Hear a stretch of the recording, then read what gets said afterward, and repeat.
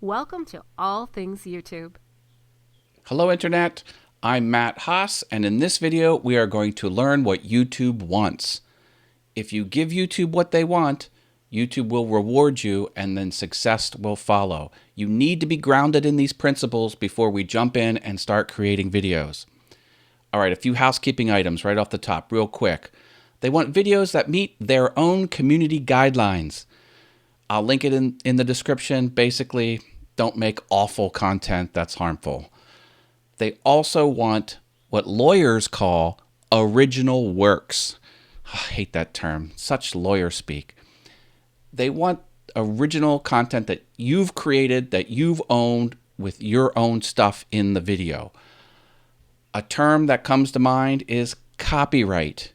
An example of copyright and going against copyright would be if you used a commercial song or a song from a band on the top 100 or any band's song, and you put it in your video and you didn't get permission. Very bad things will happen. Don't do that. There's a lot of ways around that, and there's a lot of free resources to get good, high-quality music and other things for your video. A term you will become familiar with is watch time.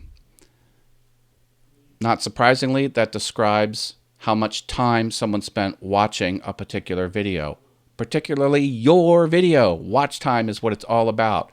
If watch time is good, YouTube will start surfacing your stuff to more people. It could show up in search results or in recommended. They want people clicking and watching your stuff. That's what it's all about. And let's talk a little bit about the content of your video. I mentioned in a few other areas of this course, all content on YouTube is either teaching the viewer something, it's providing entertainment, or it's both. It all comes down to that. And it's just good to know those principles. Finally, your content should be audience first, for lack of a better word. It's a hard term to kind of coin or to use.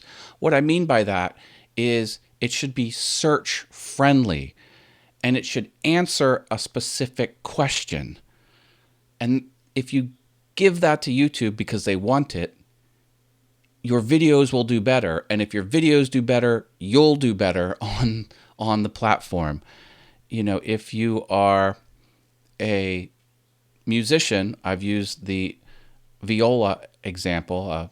Jonathan Burns, who is a professional viola player, if he makes videos about the top 5 songs to play on the viola that are great for auditions, like that is something people would search for. Oh, I'm going on an audition. What are the songs? They could type that in, and then the video would return because the video was made to answer that question. If you're a crafter, you could say, why I love the Cricut cutting machine, and list the reasons why. Well, if someone wants to know about that machine and why it's so great, that answers a specific question. If your video is about video production, you could say, you know, why I love the Heil PR40 microphone. That's the one I'm using right now.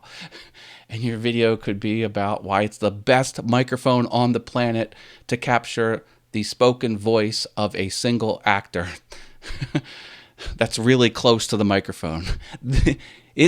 That's not a joke. This is literally the best microphone on the planet. It's by far not the most expensive, but it is the best. Audience first content is what they want. Content that answers a question. Content that people will search for. This section of the course is make searchable videos people watch. Searchable is kind of a funky term. It's really make search friendly videos people watch. But I thought searchable was just better overall for seeing it on the screen. Okay, we'll leave it here. We're going to jump in. It's going to be awesome. If you want to join the Patreon group, Patreon, it's so hard to point in the right direction. Patreon group has all kinds of perks, and the $5 a month or higher level gets answers from me on that platform. Okay, we'll see you in the next video.